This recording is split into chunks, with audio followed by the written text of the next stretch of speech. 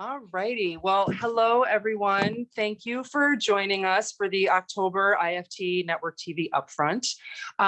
Tonight, we are highlighting 5 different titles on the IFT Network. We have Jeffy Ninja, The Hunted Encore, we have Certifiable, Lore, and Parallel. And we have some of our creators with us tonight. We have Ned Donovan from The Hunted. Hello, Ned. Hello. We have Jennifer K. and Aimee Theresa from Certifiable.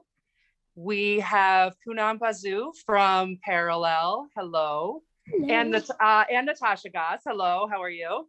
Hi. And I believe that's everyone. We might still have a few join us, but we'll go ahead and get started. Hopefully everyone had a chance to check these titles out beforehand. I had a great time watching them personally. They're all really, really well done. So I just wanted to talk to you guys and give you guys a chance to introduce yourselves, talk about your work, and sort of all of us amongst ourselves can talk a little shop. So I'll start. My name is Jennifer Plotzke. I am an actress and a producer. I have several titles on IFT Network. I am also a creative team executive at IFT Network. I am also joined by Jessica Green, another creative team executive who also has titles on IFT Network, and Jay Cruz, our founder and godfather of IFT Network. And so I would like to start with you guys and let you go around and introduce yourselves and tell us your project and what your role in the project was, or if you had multiple roles.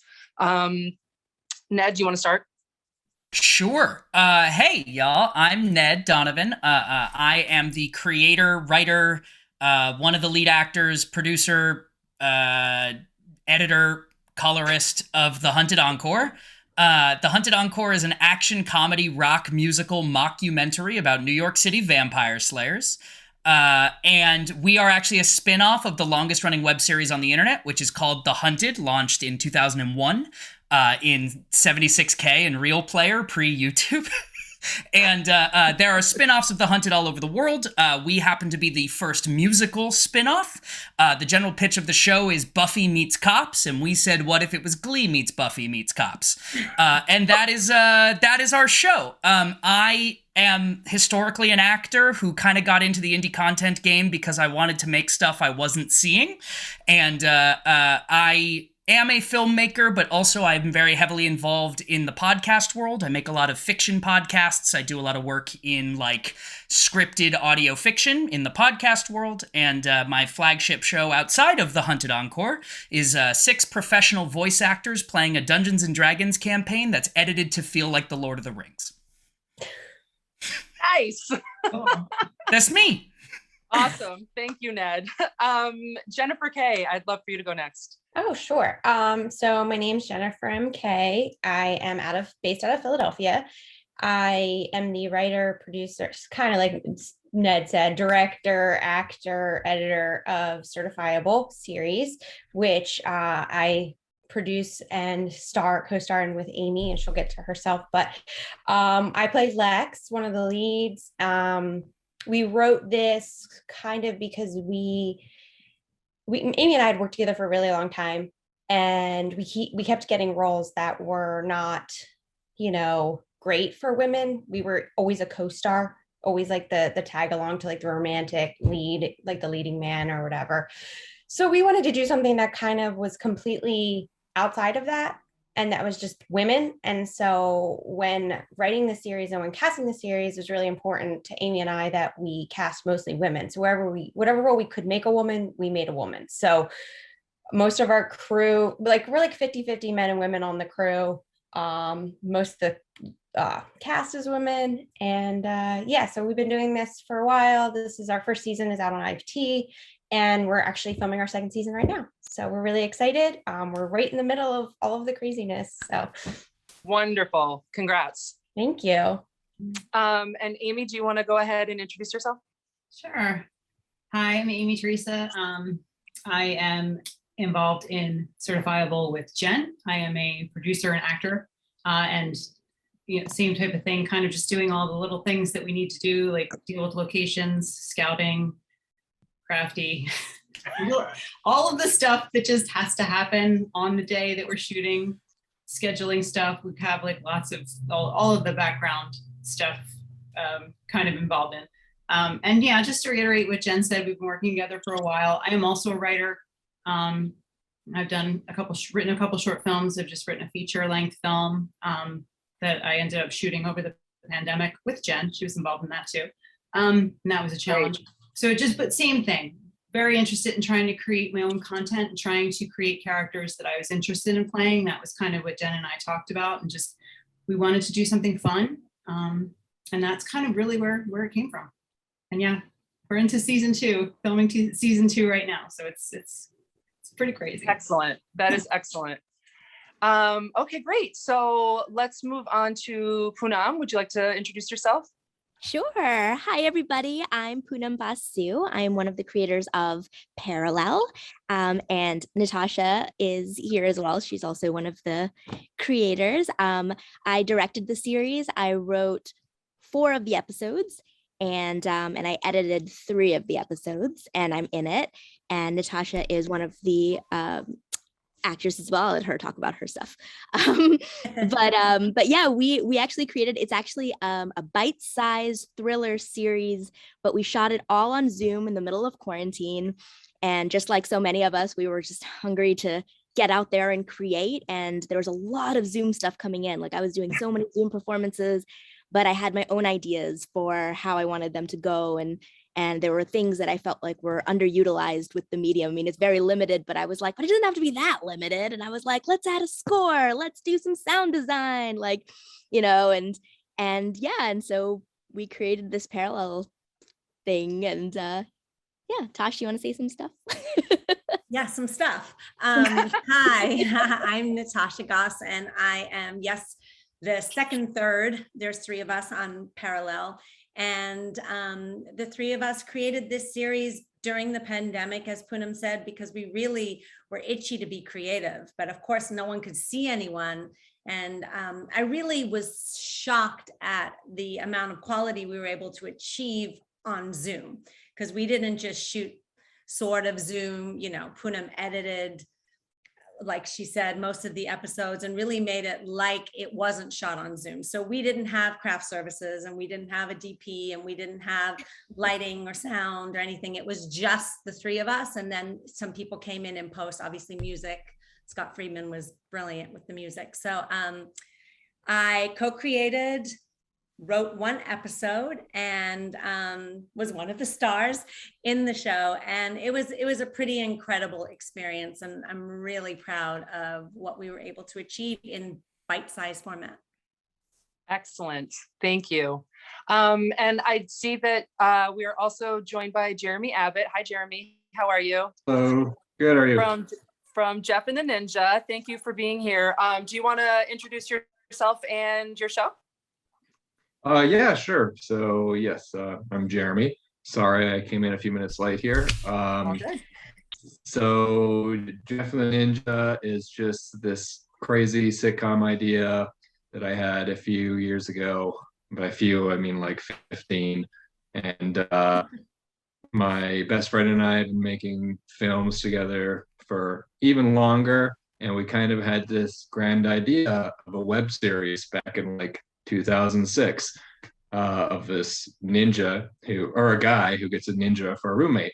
And we tried to make it back then, and it turns out that we didn't know what we were doing, and so didn't really go anywhere. But we put it on the back burner until we had the opportunity to kind of finally get it done a couple of years ago. And so yeah, it's about a guy who, it's very similar to vibe of like Rick and Morty and that sort of thing, kind of high concept comedy mixed in with like anime influence. And it's just like a regular guy who's down on his luck who suddenly gets an all-powerful ninja for a roommate and turns his life upside down.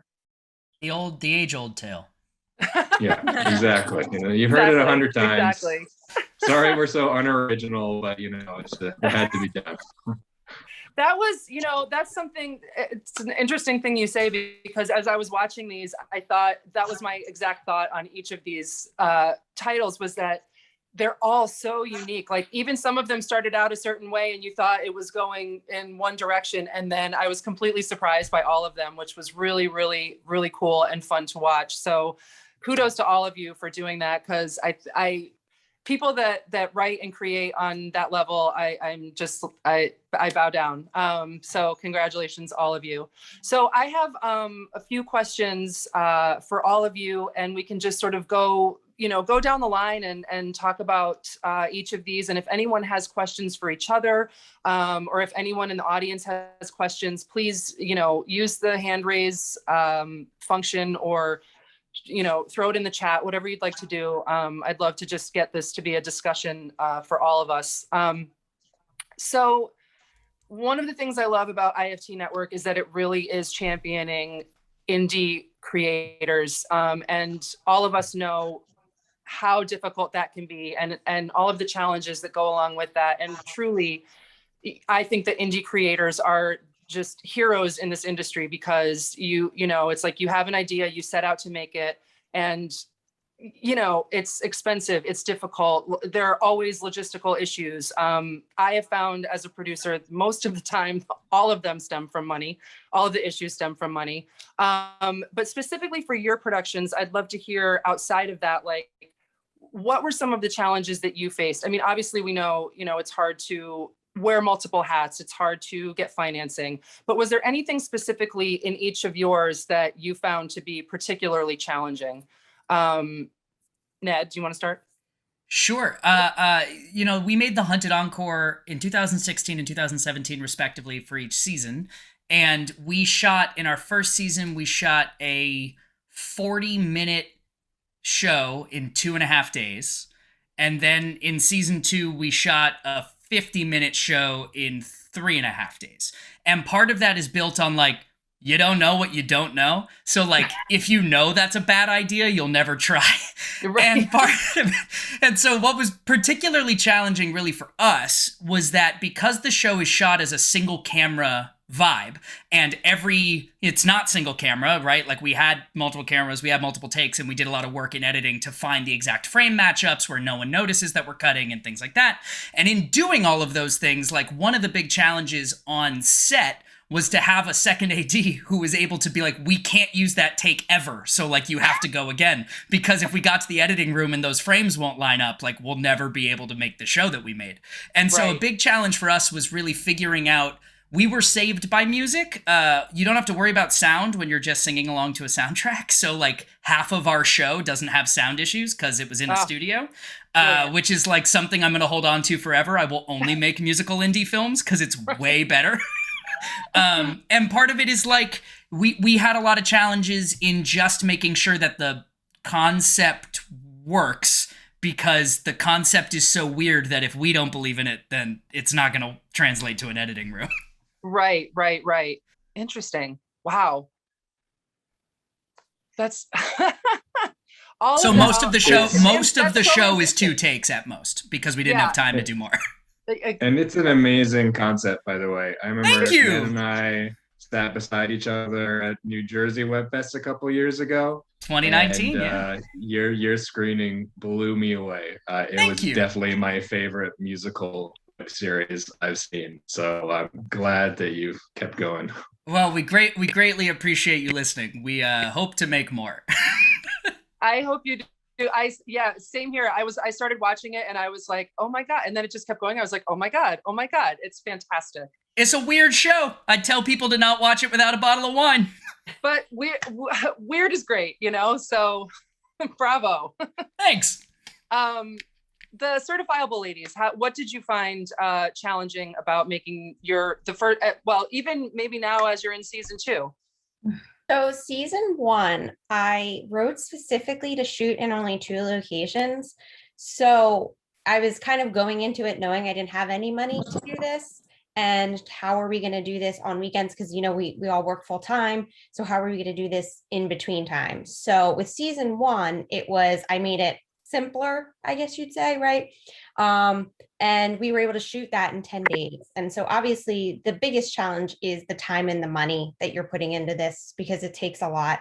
And so the reason why I edited it myself was, and Danny Donnelly also helped me, I did it, but was to save money because I couldn't afford to pay somebody. So I edited it myself, and that took long. Like, so it took 2 years from when we finished to actually get it out there.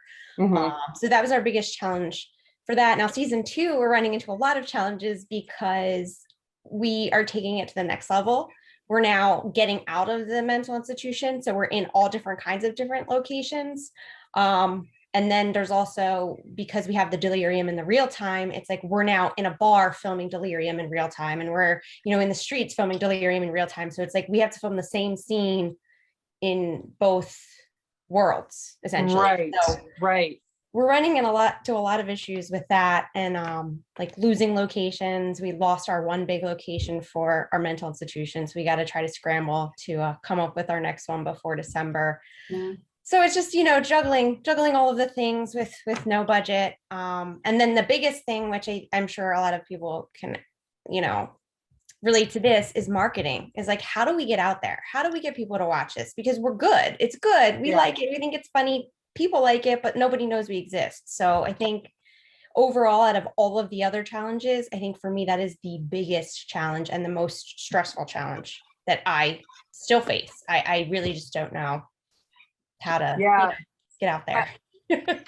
It's one of those things, I feel like, where you start out, you know, you have the idea, you make the project, and then, you know, or you shoot the project and then you move into post, you're like, oh my God, I just needed a moment to breathe. And now, oh my God, now we're in post. And then you get out of post and you're like, oh my God, now it's still not done. Like, it's sort of like, you know, people, I think, don't understand when they watch something, like, really how long and how long it takes and how much really goes into it. It's truly, especially on the indie level, it's such a labor of love.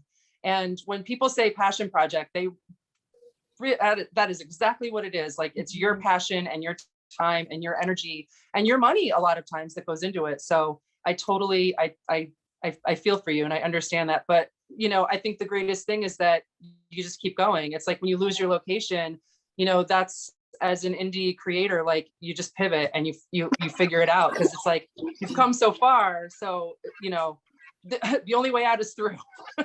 Right. Exactly. Aimee, did you want to chime in on any of that? I just wanted to add in, it's just funny because one of the locations that we used for season 1 actually got demolished.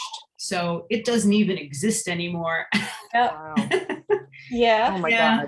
So that Not only is it demolished, but they put fresh grass over, so it's like it never even existed. It's like it's so bizarre. Never Oh been my there. God. Never was there. Yep.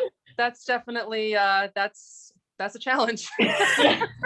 So trying to replace that is Yeah, you can just fix it in post. It'll be fine. We can just film at the green lot and just, you know, green screen it in, I guess, right? Sure. Oh I've man. actually been working on something with some Legos that I wanted to show you, Jen. I think we can make that work. Some with the green screen, maybe. Yeah, there you go. Brilliant. Brilliant. It looks like a mental facility. Oh my gosh. So let's, how about anything from the parallel ladies? I know you guys just sort of touched on this a little bit because you were talking about the challenges of shooting in quarantine and dealing with Zoom and how it was a little bit unconventional in process. Do you want to expand on that a little bit?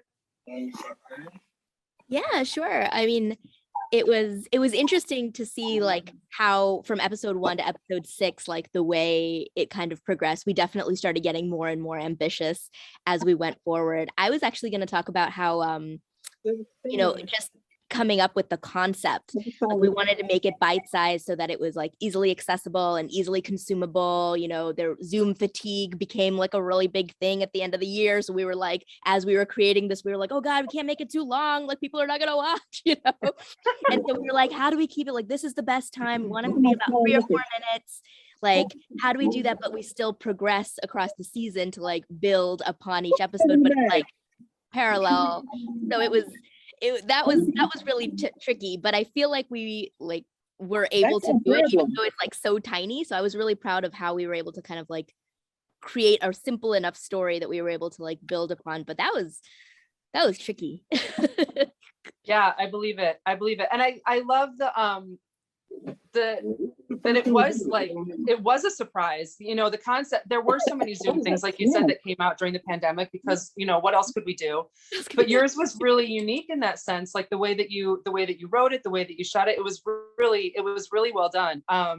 And, you know, I think all of us did plenty of Zoom things, you know, during that time. And even now, it's like we still have the same, even a year and a half later, we still have the same technical glitches and challenges that we have using Zoom. So it turned out really well. Yeah, exactly. I mean, even now, I just had, you know, I had problems signing on tonight. Like, this is my, you know, millionth time on Zoom.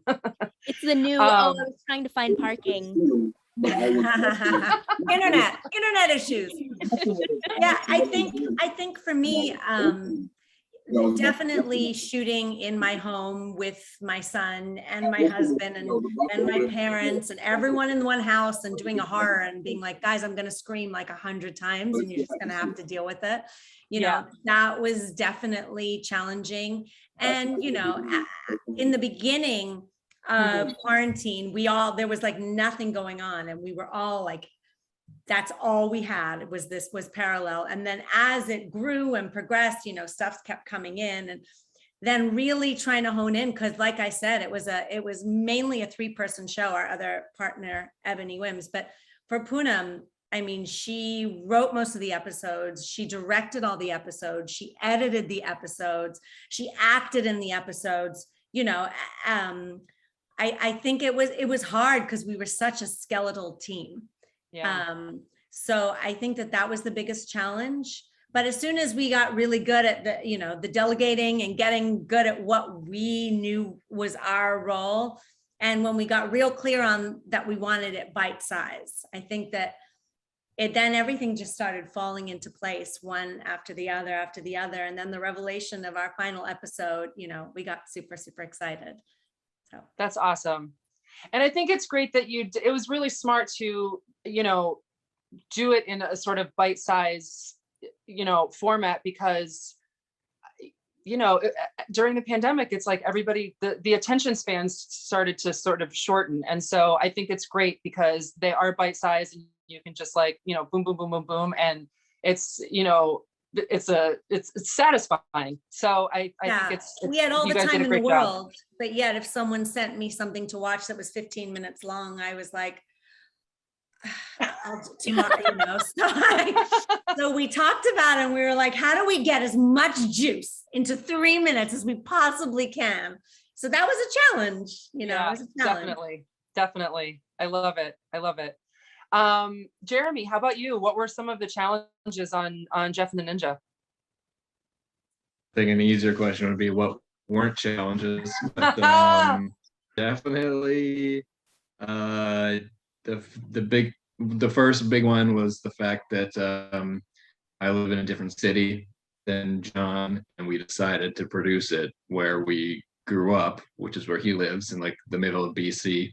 So I had to arrange my life in a way that I could get away for a month and a half to do that.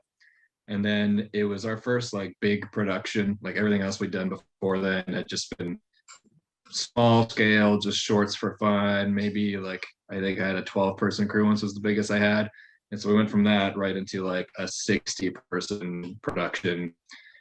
And wow. That we had like an actual budget for, and all these things that we were not qualified to be doing. And so we just had to make it up as we go and learn the hard way, while also racing against the impending northern winter. So that was fun. But my biggest absolute personal hell came in post-production, which was just like 9 months straight of editing 4K packed with a lot of visual effects, which was a first for me as well. So it was grueling pretty much from beginning to end for a year, but absolutely like the most valuable film school we ever could have done. And that includes my 2 years of actual school. So no regrets. I couldn't agree more. I think that's been, you know, producing at this level, it's like, you know, you wear so many hats, you don't have money to pay a full staff, obviously, like a full staff. And so you end up doing all of the things. And it's like, even if you don't know how to do it, time is money and you better figure it out right then. And it really forces you to learn a lot of the aspects of filmmaking, which I have personally found really, gratifying and has helped me sort of, keep going in the industry. And when there isn't acting work, I can find producing work, or, vice versa. Jessica Green and I have produced many together, and we sort of figured that out too. We were like, well, we better learn this stuff because there's no one else is going to do it for us. That's awesome. And, your special, just for the record, your special effects and your animation look really great. So bravo. Oh, thank you. As hard as it must have been to do, yeah. I can't take credit for the animation. We part of our budget that we were actually able to pay someone for, not a ton, but something at least, was the animators. Although we did storyboard them and kind of thought he'd turn it into his own, but he basically exactly emulated our storyboards, which were very crudely drawn and kind of made them more hilarious afterwards. So we were like, oh, well, we're okay with this. But yeah, the rest was pretty much all my end was post-production. So wow. And I do that for a job too. Great. So my life is just post-production. Oh man, awesome. Well, thank you all for sharing that. And one of the other, since we're talking about wearing multiple hats, I wanted to, obviously all of you have worn many, many hats in these productions, almost all of the hats in some cases. So I guess my question is, do you have a preference? Is there something, in doing this that you've learned, like, in learning a different aspect, have you come to find out like, oh, wow, I really like that, or do you prefer acting? Do you prefer producing? Do you prefer writing? Ned, do you want to start? Sure, I'll jump right back in. The short answer is I made most of my living at the start of my career as a musical theater actor, kind of like going around the country doing stage work. And when I was doing it, I found myself missing scripting, and I found myself missing getting behind a camera and figuring stuff out. I also used to do fight choreo and things like that, and I missed that stuff when all of my life was performing on stage. And then the Hunted Encore took up all of my existence for like 6 months, and doing that, I discovered how much I was missing acting and like getting back into the work for other people. And so what I've sort of realized is like when I'm 100% an actor, I'm generally not happy because I'm not making my own work. I'm making someone else's work. But when I'm 100% making my own work suffers for it. So I find myself in this kind of like hybrid world where I try to set up my life in such a way that I can work on other people's projects. I can pick up an editing gig here or there. But yes, this project taught me that I didn't really want to be a fight choreographer anymore. And it taught me that I didn't really want to do coloring. And it taught me a lot of things I don't like to do. And now I hire those things. Yeah, there you go. See, exactly. That's how it goes. Yeah, anybody can jump in. Like Jennifer, Aimee, did you find that you maybe didn't like something, or you were like, oh, I can't believe I have to do this too, but somebody's got to do it? So I think, yeah, there's obviously lots of things that, you don't want to do and you don't want to deal with as you're going through all of this. I found that I'm really good at scheduling. So even though it's kind of tedious and frustrating, I end up doing that a lot because I feel like, I have a brain for it. Like it's a challenging thing. So I do a lot of that in the producing side. And I love acting, but it's really hard for me to be on a set as an actor and like watch something not being caught, or something not, a director not making a note that they probably should get, or, it's really hard for me to shut off entirely, right, the directing and the producing when I'm an actor. But then also when I'm an actor, when I'm producing and directing only, I want to be an actor. I want to be out there. So it's like, I kind of want to do it all, but I think one thing I could definitely do without is probably the post-production stuff. I really don't like doing that. Editing is cool. But then once you get to like, I hire someone for sound mixing, I'd love to hire someone for color. Like I did it all on Certifiable, the color. And I hired out like the sound mixing and the sound design, because that's just something I'm not good at. So Yeah. I'd love to be able to hire out more of those things in season 2. So I don't just, because it's just so much. It's just so overwhelming. much. Yeah. I mean, Yeah. it's one thing if, you're kind of only handling post-production and like, maybe you're acting in the series, but you're just handling post-production. But when you're doing so many things during production as well, it just becomes, it's a lot. Yeah. Aimee, did you find the same thing? I mean, like, I love acting. Acting is kind of like the first reason for me doing all of this. And the reason I'm a writer is because I'm an actor. I do like writing a lot. I didn't do a lot of writing per se with Certifiable. I think Jen and I like bounce some ideas. I give ideas, I give like my thoughts and things like that. But it also pushed me, this experience, to like write more of my own. So I do really enjoy being a writer. I like reading scripts. I like giving notes on scripts, but I really like dig into things, like character development. So I found that I really love that too. Really dislike finding locations and talking to people about using locations. I feel like that is like the worst. Nobody wants to let you use anything, or they want to hang out. They think it's going to be fun. I'm like, it is not going to be fun. You do not want to be here. Right. You're going to keep asking me when we're leaving. Like, yeah, that's my least favorite thing. So much anxiety goes into that. It's like, if you're going to rent or pay someone for a location, I kind of always am like, why don't you just, take the day and we'll just, we'll put everything back where we found it and everything will be fine. Oh, just hang out. Okay.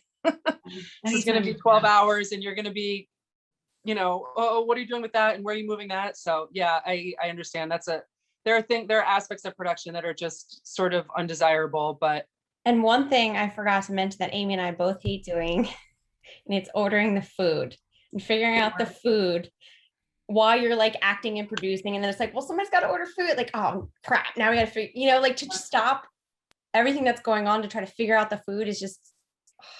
Exactly. It's so many moving parts. And I think people, think like, oh, I'll produce, it's so great when people decide to produce their own work. And then, they think about all the things. It's like, you start getting down into that nitty gritty and you're like, oh my God, it's so many things, so many bases to cover. And when you're doing it yourself or, with a small crew, it definitely like, it's a lot. At the end of the day, it's like, whew.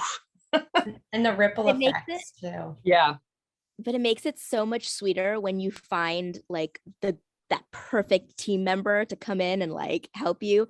I know for us, like at the very end, like as we were saying, like Parallel kind of like gets a little bit more ambitious with each episode. We like added onto it. So by the time we got to the finale, like we were like VFX everything, like we were just going crazy. And I was like, okay, this is now beyond my editing capabilities because I've been teaching myself how to edit, but I'm not an editor. I think it's something that does come naturally to me, just like the way my brain works, but like it's not something like I'm still at a very basic level. And so Jessica Green came on to help us edit it, and she was so amazing to work with.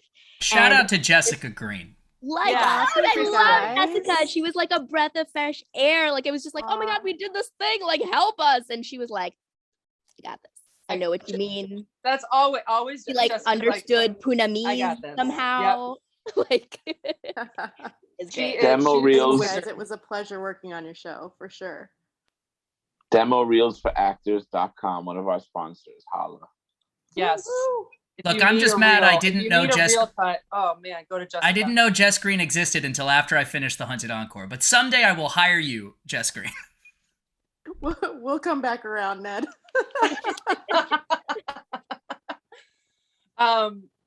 Yeah, so Poonam and Natasha, do you guys find that there are certain aspects that you prefer over others? Are there ones that you just absolutely love or ones that you absolutely don't love? Yeah, for me, acting is my first love. I do everything else because I love acting. My preference is to walk on set and be in my lane, but obviously, that's sort of not how it works anymore.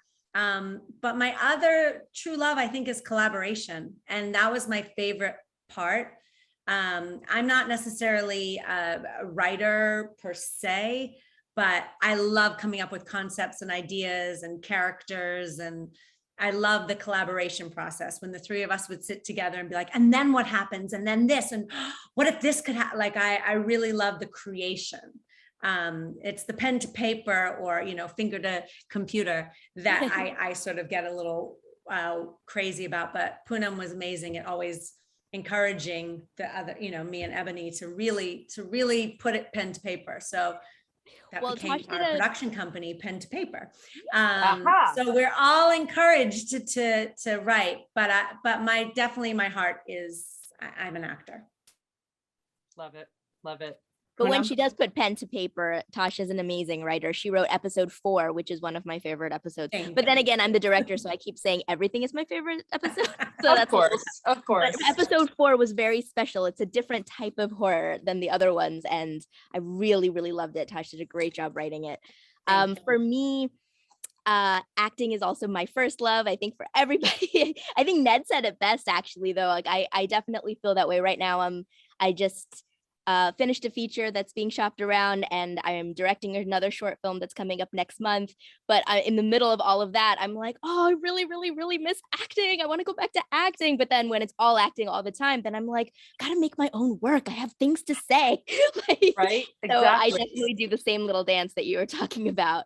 Yeah. And editing definitely is something I'm very, very excited to learn more about. It's like very rudimentary right now, my skills, but I think it juxtaposes so well with directing. I can definitely see how learning to edit has made me a better director. So I'm definitely looking forward to more of that. I hate producing. I hate producing. Anytime I can get someone else to produce my stuff, I do it. I hate producing. I can identify with that. Yes, thank you. It's a lot, you know, and it's hard too, because I think, you know, when you're working on a tight budget, you know, you have to call in favors, and it's hard, I think, to ask people for favors, especially now. And, you know, obviously we all have friends that, you know, we've helped out and can help us out, but then you get into things like, you know, like you're talking about, like editing or, you know, anything, you know, I mean, everything requires a very specific set of skills, but sometimes it's just something that you don't have someone that you know that can edit or that can color or, you know, all of these things. And so you don't have a choice. You can't call in that favor. And yeah, it makes it difficult to navigate sometimes. But I think it's great that you're learning how to edit. I mean, you know, it can be one-stop shopping. Yeah. Jeremy, how about you? Do you find that there's something that you prefer over something else? Yeah, definitely. Directing is my big thing that I want to do with my life. So that's always has been and will be number one. Acting's pretty close number 2 though. So with something like Jeffy Ninja, where I got to both direct and act in it, that's the real win-win for me. And then just through directing, I also enjoy writing and finishing the editing and that sort of thing. Editing is like, I'm a really good editor because I've been doing it for like 15 years professionally, but I also kind of hate it. Because it's like a mechanic never wants to work on their own car, right? So I like editing. I like doing like the online edit. It's that first offline, the rough cut and that kind of thing. Which if we do a big project like a season 2 or anything like that again, we would definitely hire someone to be like the assistant editor and lay down the rough cuts, and then I like to go in and do like the director's pass afterwards. And I do really like doing the special effects stuff though. That's a lot of fun. I'm actually doing a bunch right now for a short horror film that John shot. So it's a major crunch right now because it needs to be ready for a screening on Saturday. But it's kind of reminded me that I really love this stuff because my day-to-day life is mostly just like editing hundreds of real estate videos every week. So anytime I get to break it up with something actually interesting is pretty cool. But yeah, definitely directing and acting are the 2 things. And I will just be another sheep in the herd and say that producing sucks. I hate it to the bottom of my core. And as someone who's like ADHD perfectionist, that really makes it hard because I have to like like Jennifer was saying, she's like acting someone else's set. When we were doing the show, I had to like sit back and like trust that the people who we've like made our like line producers and stuff for the day are doing it right, which is like what I want to do because I don't want to do it. But then I also Right. have that part of me that's like, but what if they're doing it wrong? And so yeah, that's Yep. finding that access, those like really essential kind of members to be part of your crew, your team is like such a big deal because honestly, we still haven't really found them yet. And we're trying to groom some people. And like, it is just the eternal struggle of indie filmmaking, I think. And I'm sure they're all nodding heads because Yep. everyone gets it. I think you hit the nail on the head. I mean, first of all, like a line producer or, you know, a UPM, it's so much to do. And I know some people that really, really love it. Like that is their forte, but those people are so few. And even if people like doing it, that doesn't necessarily mean, like, there are very few people that can do it effectively. And like you're saying, for me personally, as a producer, I'm a control freak because I want to make sure that, like, you know, the things that we don't like to do, like you said, ordering food and you know, handling crafting and all of that stuff. It's like, I still want to make sure that it's done correctly and it gets there on time and everybody's eating what they want to eat. And it makes it hard to sort of like let go of that and give that trust over to someone and be like, just please get the food here on time, you know, like those types of things. And yeah, I think it's hard to find those people in the industry because it's not always a desirable job. So if someone loves to do it and they're good at it, I'm like, come with me because you're going to be tied to my hip from now on because I'll always hire you because I don't want to. Yeah. It's weird how the creative industry is just a bunch of people who want to write and direct and act and not be accountants and things, huh? Like, come on, guys. Yeah. I do think though it's also there's a lot of problems I ran into, which is like, because I held every hat on the Hunted Encore and then I very carefully don't direct and hire that out immediately, and like sound, I feel like if I only have budget for one thing, it will be for sound always. Like one of the things I ran into is it was really hard to turn off those hats. Like I often feel like my work in other people's shows is better than in my own because like there's always going to be 4% of my brain that's like thinking about the thing I know we are about to go do, or like thinking about the food delivery that's coming in. And like, I always feel like it translates to camera. So like part of it is also, I want to make my own work, but also I need to stop casting myself, like make my own work and hire other people and then go be in other people's things. It's just the lesson I'll never learn, but like, here I am, right? I totally agree. I think it's hard. It's such a, that's the greatest challenge, right? Is when you're wearing all of those hats, it's like, it's finding the balance, because if you're overseeing everything, but you're also acting, it's like something's got to give or something's going to suffer. And I think that's, you know, it's really challenging to be able to find that balance. And so, like you said, personally, I kind of found like, okay, if I'm going to produce something, I'll produce it. If I'm going to act in something, I'll act in it. But you know, I'm not going to do them both at the same time. But then, you know, so I kind of did that for a while, and then I was producing on set, and I'm like, oh gosh, I wish I was acting in this. So it's always, you know, I guess grass is always greener, and everything it will always be a challenge. But you know, I give huge props to all of you guys for wearing so many hats, because clearly all of you are, like Ned said, wearing all of the hats. And to be able to create something, you know, on the level that you guys did is really great. And on that note, I would love to know, obviously, you know, Certifiable, we know you guys are in season 2 now. Like, what's the future for your projects? Are you moving on to different projects? Are you looking at new seasons? Are you looking at other things? Anyone can jump in, please. Well, we are working on the second season, like we said. I think that I'm going to do a third season. I think I left the second season open for a third season. We're already kind of talking about concept and ideas for how we're going to end the series. The series will end after 3, just because I feel like, you know, unless someone comes up to me and is like, hey, I'm going to give you hundreds of thousands of dollars to continue this. And I'd be like, sure, that sounds great. You know, sure. But since it is what it is, and, you know, self-funding it and everything, I think 3 is kind of good. I think we can round out the story. I mean, they're 15-minute episodes, so it's not like a crazy, it's like a feature film. So it's like 3 features essentially. Yeah. And I think that that's fine. And then I will move on. I don't have anything else that I've written. But Aimee can talk on the movie that we just did, her first feature that she wrote. Oh, nice. Yeah, So that's so yeah, we're in the middle of Certifiable 2, but prior to shooting Certifiable 2, I decided to shoot a feature-length film over the pandemic. So that included COVID testing, everybody. So talk about hating producing and hating the fact that that cost a lot of money.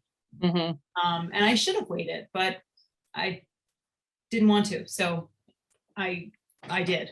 So we shot all of it starting in last November, all the way through to like April of this year. Oh, wow. And so we did like little chunks, like 5 days here, 2 days here, 2 days here, 5 days here, just to kind of get it, spread it out, make sure we had enough time to test people. And then once we got to April and people started getting vaccinated, that was wonderful. We had a very, very small group. Yeah. And now I'm in post-production for that. Danny Donnelly is my partner. He directed that, and he is in the process of editing it together. So yeah, I would be thrilled once we get that up and running. And I also have a short that's it's in film festivals right now called Something Borrowed. And yeah, I just want to keep writing. So after I'm done these, I don't see myself stopping. yeah. I have like 3 ideas like floating around in my head that at some point I will put pen to paper. Nice. That's one thing with, nice. Well played.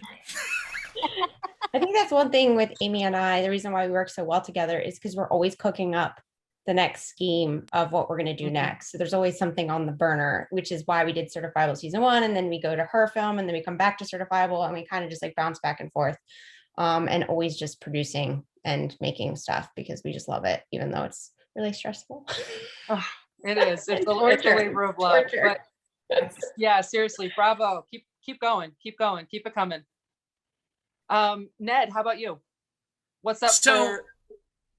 Yeah, The Hunted Encore was written, I don't mean to bring down the mood of the chat, but The Hunted Encore was written at a very specific time in my life, where I wrote season 1 of The Hunted Encore, a bottle of bourbon deep, shortly after my father passed away, and then 14 months later my mother passed away, and I wrote the second season, another bottle of bourbon deep. And like The Hunted Encore was like my artistic solace in a really shitty time. And when we wrapped it, we personally feel that the second season of The Hunted Encore is as good as it's gonna get with the money we have access to. So making more of it doesn't feel useful. It's a business card, if nothing else, right? It is as good as it's gonna get till someone else wants to fund it, or we find access to more funding. Now we have fans all over the world. We've written 3 seasons that establish new versions of The Hunted in other places, so we can help kick off other people if ever that's of interest to people. There's a new Hunted out of New York right now, NYCSS, about to start the festival circuit. A bunch of our cast members are in that show as part of like the continuation of the universe. So there's a lot of exciting stuff there. But after The Hunted Encore, I started really diving into fiction podcasts. So I have a show that produces new plays from emerging playwrights as audio dramas with Broadway actors. I have this podcasting counterparty that I'm now pitching for television adaptation. Stay tuned. Hopefully things are coming. And I produce a lot of music, and I write a lot of scripts. And so I do a lot of things all the time. And The Hunted, my very first film I ever produced was a Hunted episode 15 years ago, and it's just sort of been like the ongoing piece of my life. And so there's lots of things cooking, and The Hunted Encore season 3 exists, but there's no reason to make it, so I'd rather go make something else. Excellent. Totally understood. That's great. Well, I look forward to seeing what you make. Thanks. Stay tuned. I've got stuff I can't say, and I've got stuff I hope I can't say soon. Oh, nice. Good. All right. How about Parallel? What's down the line for Parallel? I think this is the end of the road for Parallel, but Pen to Paper Films, our little production company that we created, we're definitely wanting to do some more stuff coming up. Episodic seasons really picking up over here and stuff, and we're all actors, all 3 of us, Ebony, Natasha, and I, and so we've been kind of busy doing the acting thing right now. mainly, and hopefully in the new year we'll start off with something new. But we might do a bite size again. We're kind of digging the bite size thing. I think that's kind of our thing. If you can make a There's definitely 20-minute market thing, you can for make it, you know? 21-minute There's a market things. for that. No, bite mean, size is everything. It's- Like yeah. super hats off to you. It's Yeah. really fun. I mean, yes, like we said, it's challenging to get it all into that 3-minute, 4-minute, but when you can say a whole season is 25 minutes, go knock yourself out. It's kind of fun. Yeah, we definitely been talking about what's next and what's on the horizon. But I also feel pretty married to the bite-size concept. I don't know if it'll be horror next time.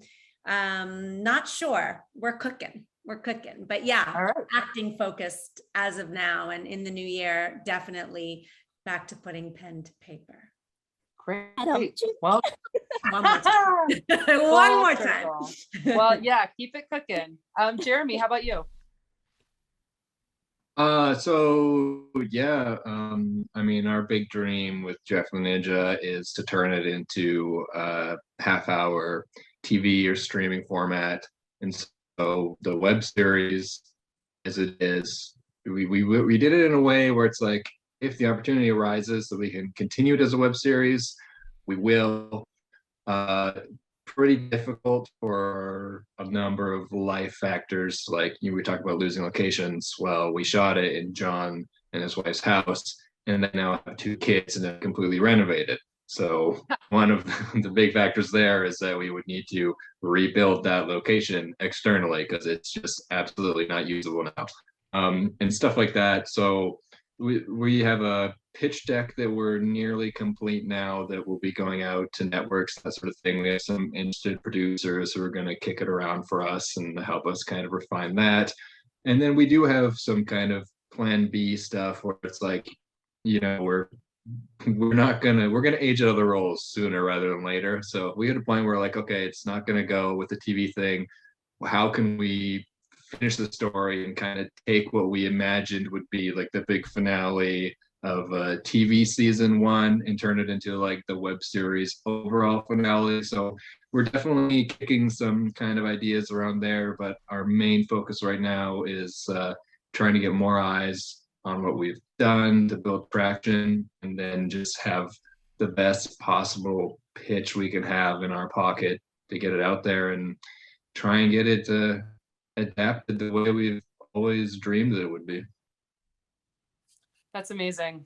I love that the through line here is that, if it's this series or something else, that everybody is just going to keep on creating. Creators got to create. So bravo, everyone.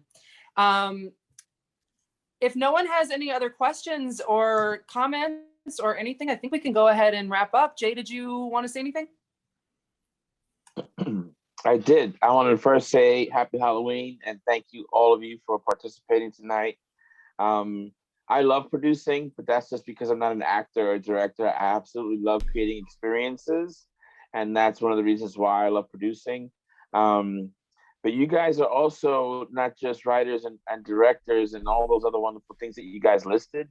You can add to that list, and he kind of touched on it. You can add micro entrepreneurs, because to take your idea and your concept, your dream, put a budget to it, and then go grind to get it done, that's an entrepreneur. That's an entrepreneurial spirit. And I think that often gets kind of forgotten because you guys wear so many hats. But in order to execute some of these dreams into reality, you have to like put that entrepreneur hat and that energy and go, how do I make this happen? How do I fund this? Where do I find money? And that is an entrepreneur. And so, yeah, I think part of all of what we're trying to do together is get more eyeballs to the work that you guys are doing. And I really learned a lot from you guys. I think it's fun that we have Canada and LA and Philadelphia and New York and New Jersey and just representation all over the map. I love to see so many strong, smart, producing women in this business, ready to go to the next thing, which is amazing. That's always like, I'm ready. Let's bring it. Like, let's do it. And hopefully one day, we'll be able to start backing some of these wonderful producers and helping them move those ideas into a production, into reality. So thank you all very much tonight. It was absolutely spectacular. Everyone did a great job. Thank you. Thank you all. And next month, we're going to be doing this again, and it'll be November 17th. So please come back and join us. Thanks, everybody. I was Thank just you, listening. Jay, for doing this. Thank you, guys. All right, Thank we'll see you you. soon. Take it easy, everybody. Have a safe and fun Halloween. Thanks. Yeah, Bye, Louis. guys. Bye. Ciao, everyone. Thank you. Jen, great job. Oh, thank you.